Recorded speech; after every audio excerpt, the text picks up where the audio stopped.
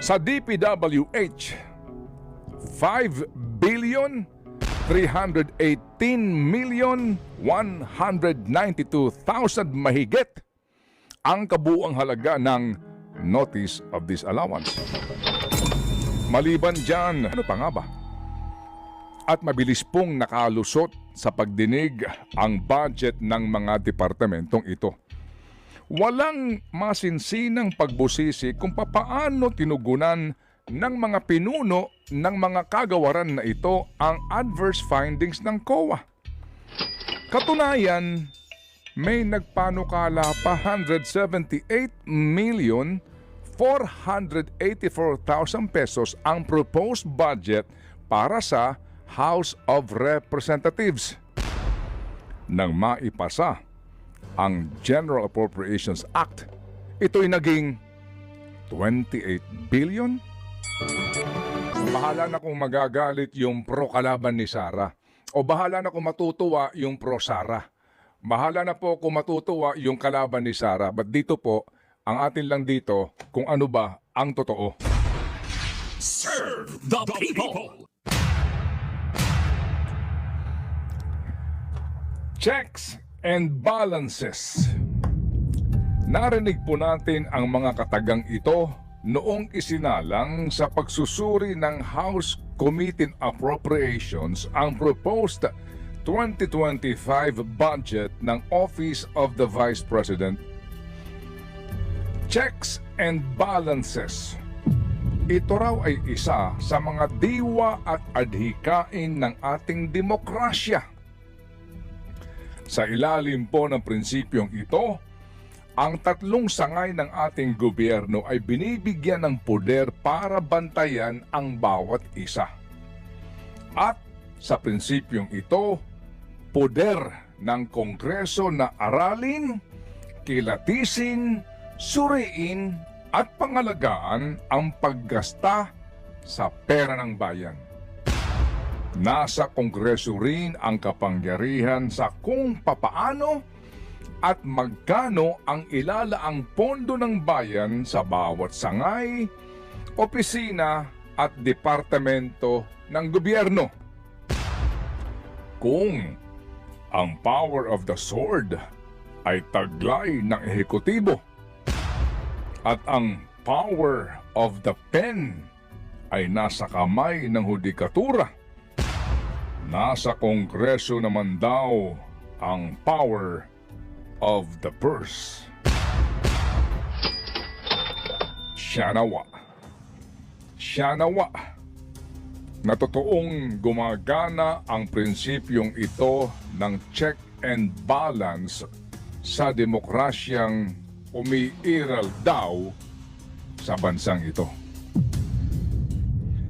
Sa ating pong nasaksihan na paghaharap ng Vice Presidente at mga kongresista sa naganap na budget hearing, malinaw ang disgusto ni VP Sara Duterte sa paninindigan ng ilang mambabatas na kailangan niyang magpaliwanag sa tinutukoy ng Commission on Audit na Notice of Disallowance sa confidential fund na ipinagkaloob sa opisina ng Vice Presidente noong taong 2022.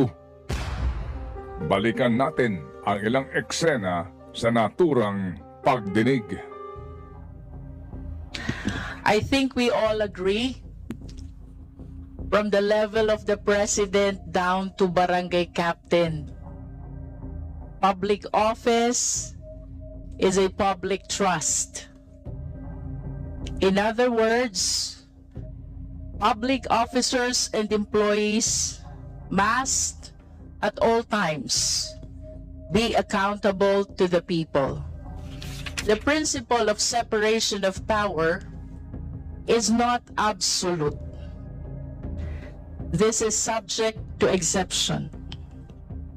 As a matter of fact, we call it the system of check and balances. And that is the very reason why the Congress has the oversight power, and that is to make sure that the laws enacted including the appropriation laws, and to be specific, the GAA 2022, the source of the confidential fund, is properly implemented. I have also here a report about the notice of disallowance. According to the notice of disallowance, the COA disallowed 73,287,000 out of 125 million confidential funds used by the OVP in 2022.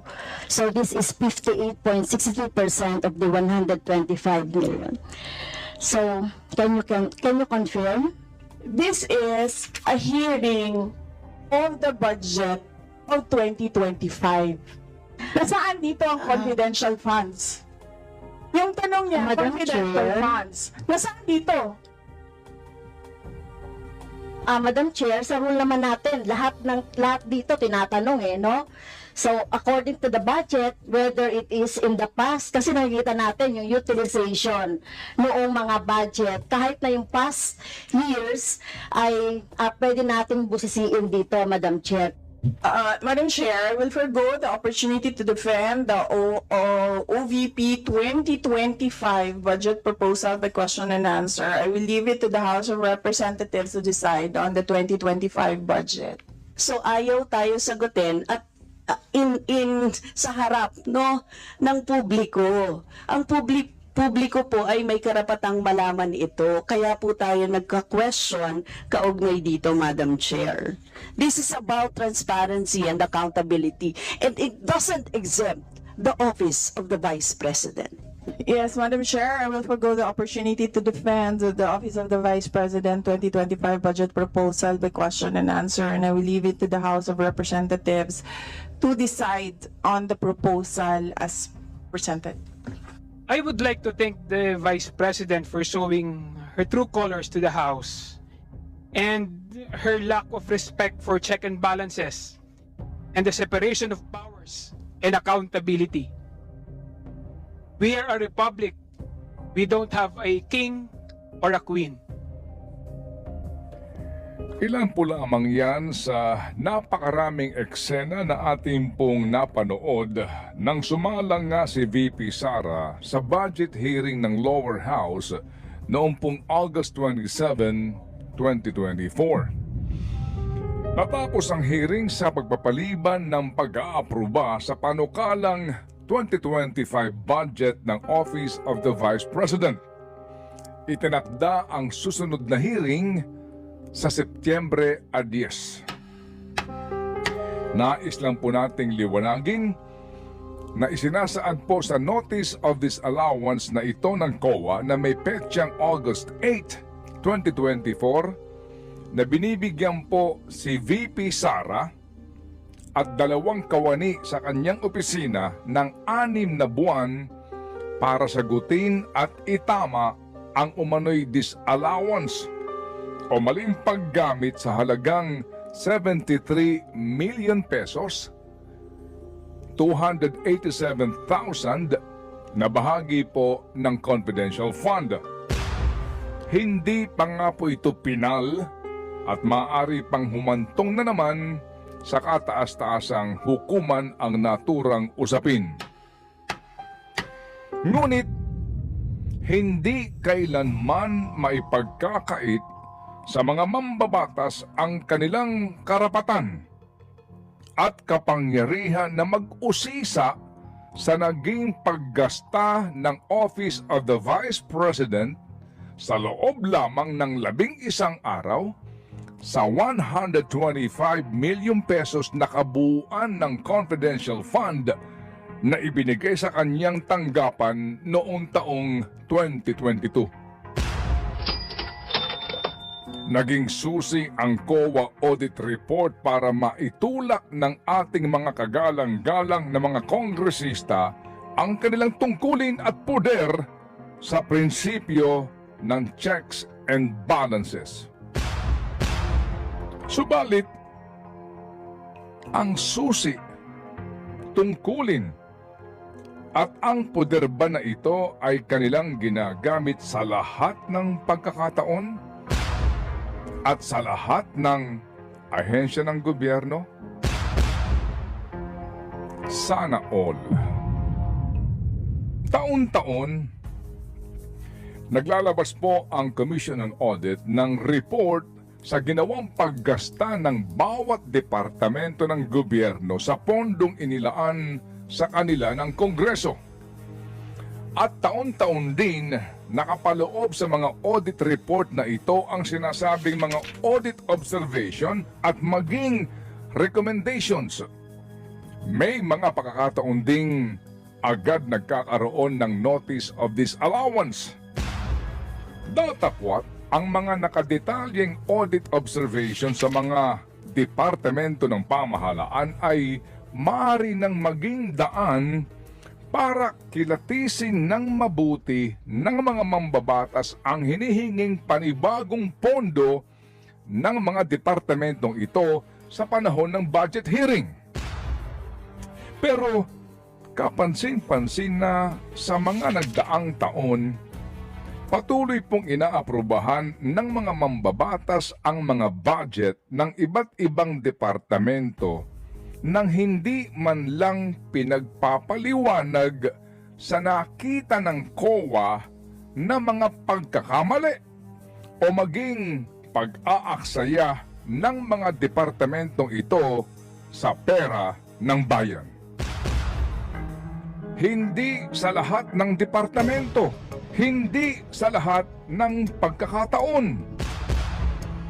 Gawin nating halimbawa ang mga naging pagdinig na ginawa kamakailan lamang sa budget ng Department of Agriculture, Department of Transportation at ng Department of Public Works and Highways.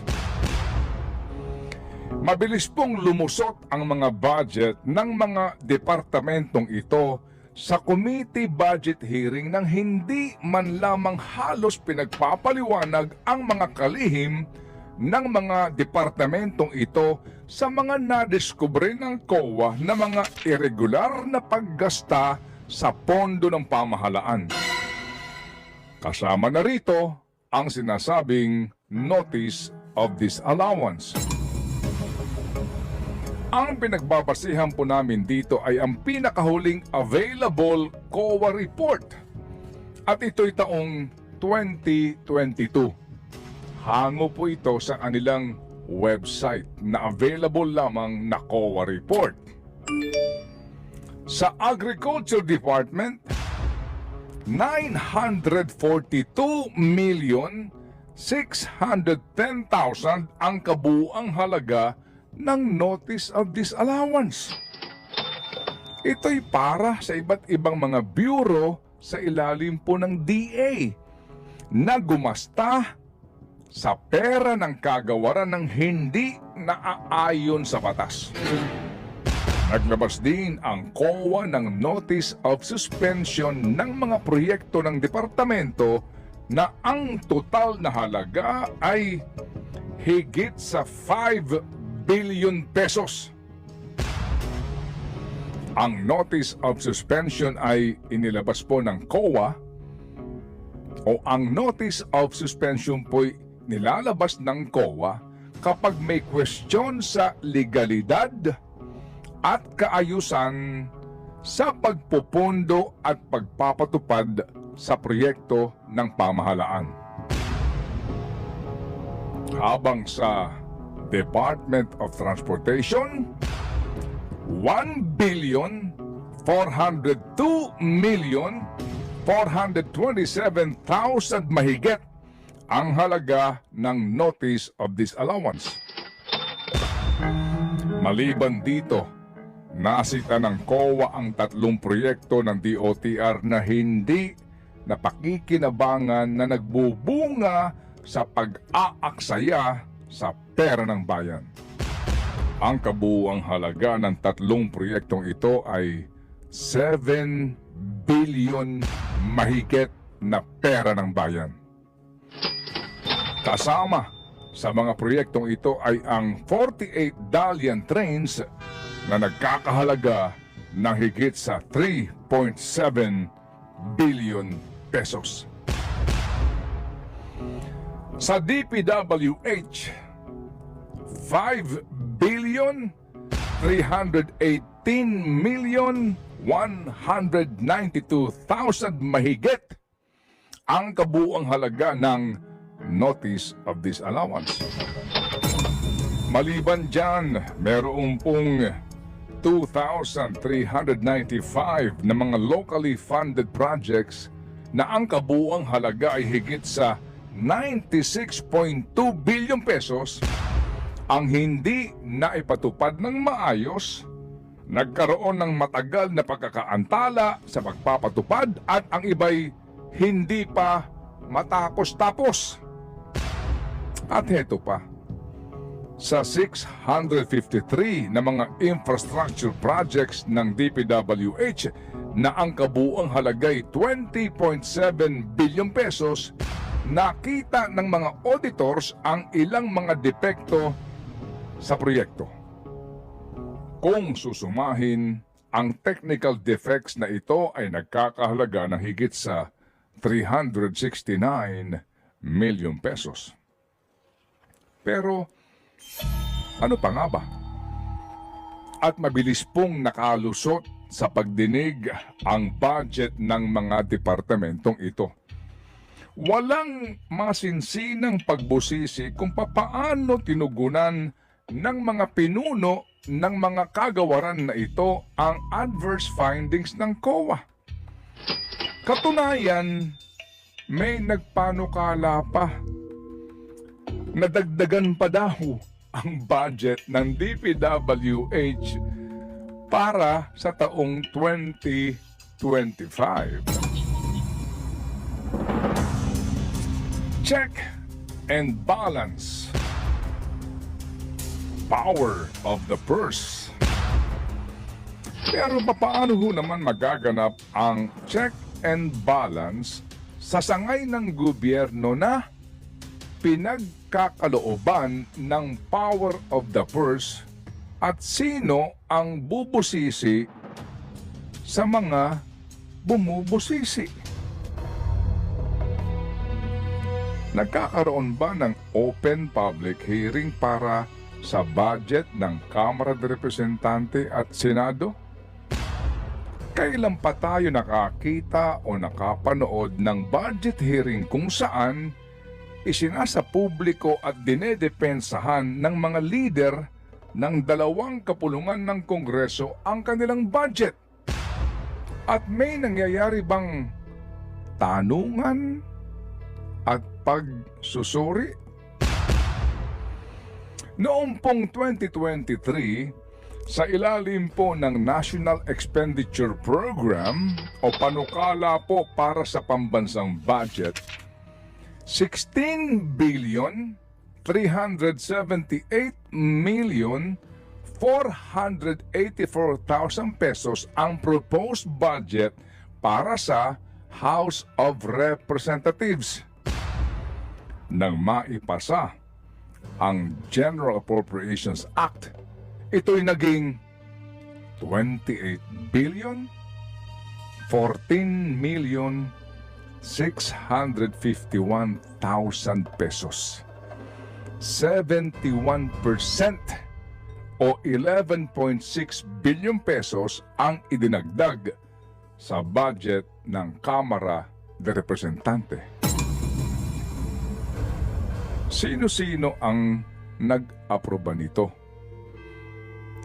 E di, sila-sila rin eh. Sa 2024 National Expenditure Program, ang panukalang budget po para sa Kamara ay 16 billion 576 million 614,000 pesos. Sa final version ng 2024 GAA, ang budget ng Kamara ay naging 28 billion 692 million 977,000 pesos. 12.1 billion pesos ang idinagdag o katumbas ng 73.1% ang naging increase. Meron bang nag-check and balance rito? Sa Senado, sa 2023 NEP, 8,660,731,000 pesos ang proposed budget. Sa pumasang GAA, ito'y naging 9,414,980,000 pesos. Sa 2024 NEP, 11,013,589,000 pesos ang proposed budget para nga sa Senado. Ang naging approved budget ngayong taon para sa mataas na kapulungan ng Kongreso ay 13,008,421,000 pesos o dagdag na 18.1%. Nakatumbas ng halos 2 bilyong piso. Sino-sino ang nag-aproba nito? Eh di, sila-sila rin eh. At kayo nga po pinag-uusapan na naman ang budget para sa taong 2025. Magkano na naman kaya ang idadagdag ng Kamara de Representante at ng Senado sa kani-kanilang panukalang budget sa ilalim po ng National Expenditure Program?